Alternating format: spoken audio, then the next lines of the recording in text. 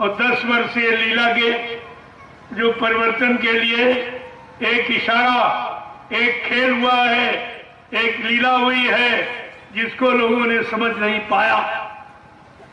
जब परिवर्तन होना हुआ तो महाभारत में लीला हो गई।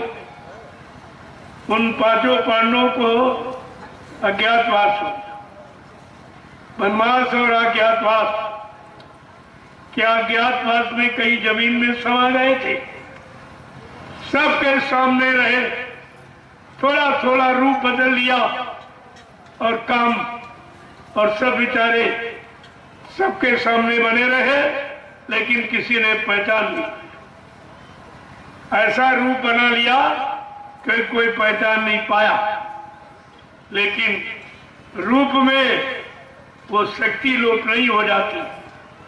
रूप तो बाहरी आडंबर है, बाहरी पर्दा है, लेकिन जो शक्ति है वो अपनी जगह पर रहती।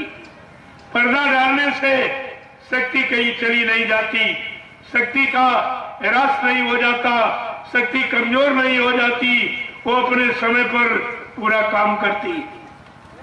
तो लोग नहीं समझ पाए। तो देखिए कितना भारी काम।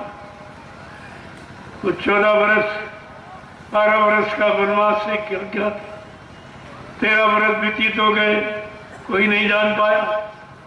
अरे अभी तो 10 वर्ष हुए, अभी 10 वर्ष हुए हैं लीला के। तुम क्या समझ जाओगे, क्या समझ पाओगे?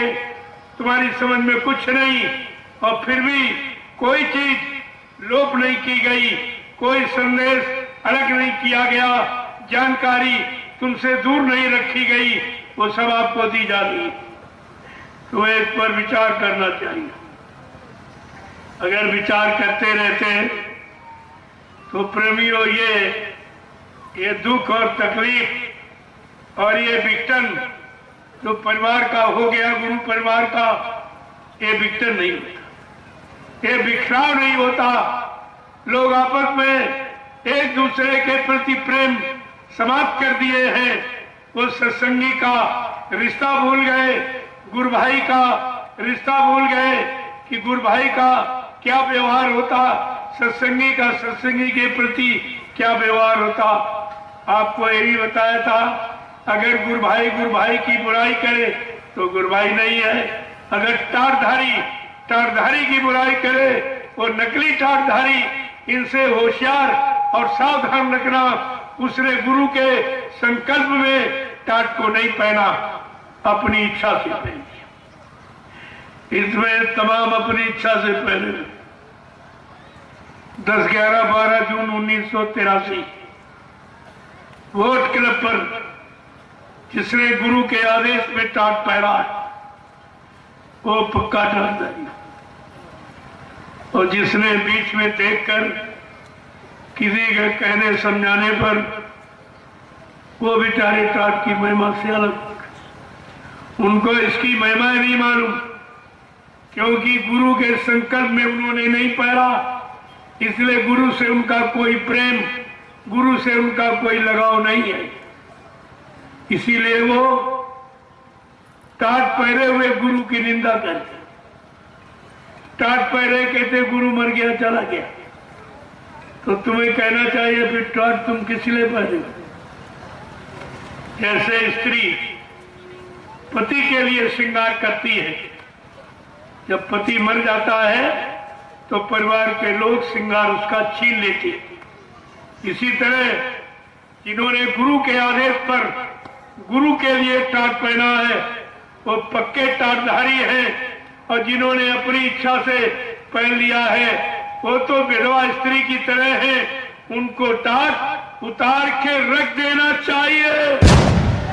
मैं आगे आने वाली ये भारत की जनता तुम्हारा टाट बोरा नोच के फेंक देगी, क्योंकि तुम टाट का अपमान कर रहे हो। बाबा जी ने कहा था मैं टाट की पूजा कराऊंगा, टाट का इतिहास बनाऊंगा। और ये भी वोट क्लब पर कहा जो अपनी इच्छा से टाट बोरा पहने या उतार दे उसको सत्संगी मत मानना। वो भविष्य में कोई बहुत बड़ा धोखा दे सकता है। आप ये क्यों नहीं समझ पाए? अपनी से इच्छा से टाट बोरा उतार के फेंक दिया झटके में और झूठे मान सम्मान के लिए गुरु का बहाना बना लिया और गुरुवाई करने लगा। अरे तुम्हें यह सोचना चाहिए कि बाबा जी ने हमेशा यही सत्संग में कहा कि बच्चा सब कुछ बनना, शिष्य बनना, सच्चे मुरीद बन जाना, सच्चे भक्त बन जाना, लेकिन कभी गुरु मत बनना, ये काम मत करना। इसका बहुत बड़ा खामियाजा जो 7 जन्म आगे 7 जन्म पीछे जीव के पाप कर्मों को धोना जानता है, वो गुरु बनेगा, वो गुरु का काम करेगा, वो भी गुरु के आदेश पर।